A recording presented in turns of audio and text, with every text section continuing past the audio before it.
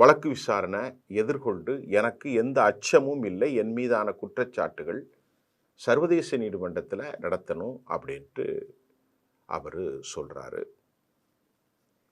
இந்திய வெளிவிவகாரத்துறை என்ன சொல்லுது? இப்போ அவர் இந்தியாவில் தானே இருக்கிறார்.